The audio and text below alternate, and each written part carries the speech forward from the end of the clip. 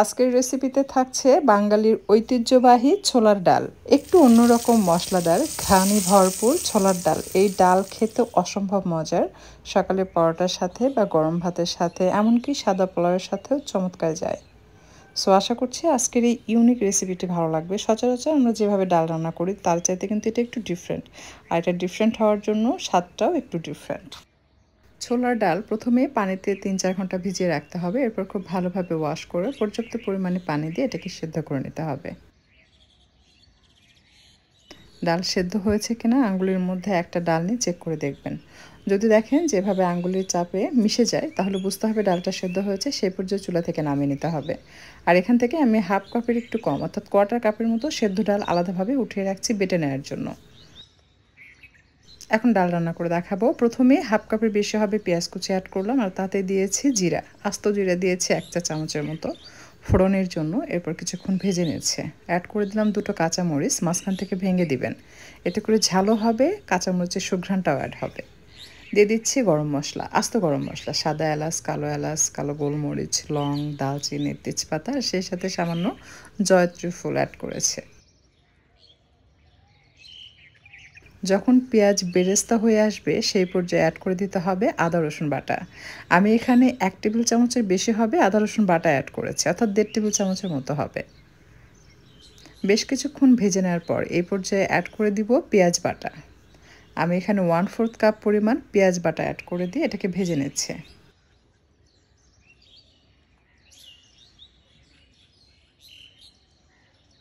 পেঁয়াজের কাঁচা গন্ধ চলে যাওয়ার পর অ্যাড করে দিলাম টমেটো পেস্ট। বড় সাইজের একটি টমেটো প্রথমে সেদ্ধ করে নিয়েছি। এরপর উপর স্কিনটা ফেলে দিয়ে ব্লেন্ডারে ব্লেন্ড করে নিতে হবে। এটা আপনার কোয়ার্টার কাপের মতো, হাফ কাপের একটু কম হবে আর কি। যদি ছোট হয় তাহলে 2টো অ্যাড করে নিতে পারবেন।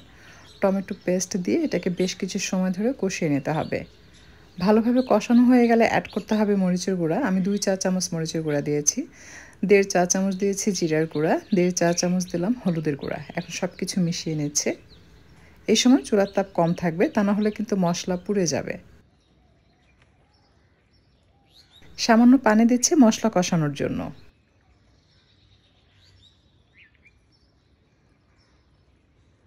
স্বাদমতো লবণ দিয়ে নিচ্ছে। এটাকে আবারও নেড়েচেড়ে খুব ভালোভাবে মিশিয়ে নিতে হবে।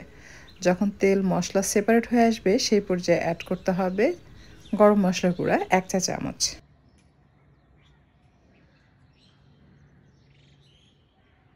মশলাটাকে আরও ভালোভাবে কষানোর জন্য আমি ছোলার ডালের যে সেদ্ধ করা পানি ছিল সেটা কিছুটা অ্যাড করলাম।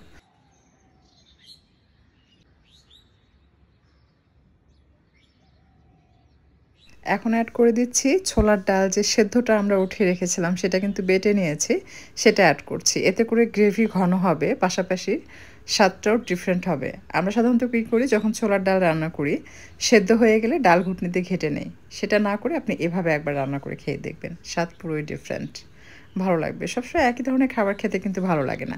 আমরা সবসময় চাই একটু ডিফারেন্ট ডিফারেন্ট কিছু ট্রাই করতে। তো এ ধরনের রেসিপি যাদের পছন্দ তারা অবশ্যই একবার বানিয়ে খাবেন। সেদ্ধ করা ডাল দিয়ে এটাকে খুব ভালোভাবে কষিয়ে নিতে হবে পানি টেনে যাওয়া পর্যন্ত।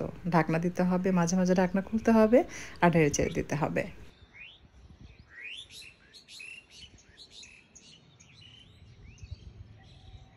নাড়াচাড়া করতে করতে যখন ডালের পানি পুরোপুরি টেনে যাবে সেই পর্যায়ে অ্যাড করতে হবে গ্রেভির জন্য ফুটন্ত গরম পানি।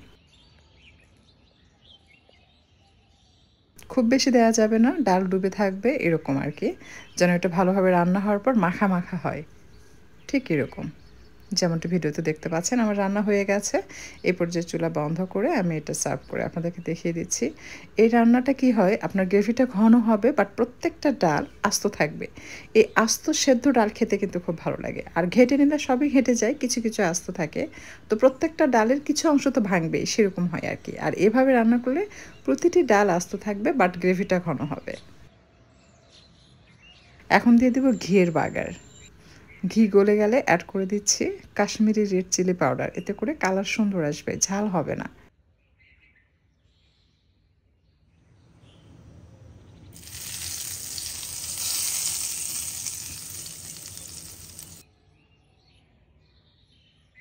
সবশেষে এই ঘিয়ের বাগারটা অবশ্যই দিবেন, এতে করে এর স্বাদটা বহুগুণে বেড়ে যায়।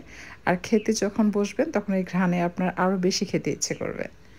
আমি উপরে সামান্য পেঁয়াজের বেরেস্তা এবং পুদিনা পাতা দিয়ে গার্নিশ করছি। দেখতে পাচ্ছেন এটা যে কতটা আকর্ষণীয় এবং লোভনীয় লাগছে। আমি এটা সার্ভ করেছি লুচির সঙ্গে। আর লুচির রেসিপি অলরেডি আমি আমার চ্যানেলে শেয়ার করেছি, আপনারা দেখে নেবেন।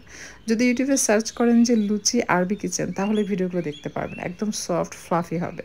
আর রেসিপি যদি ভালো লেগে থাকে, যদি ট্রাই করতে চান, অবশ্যই আপনি আপনার টাইম লাইনে ভিডিওটি শেয়ার করে রেখে দিবেন।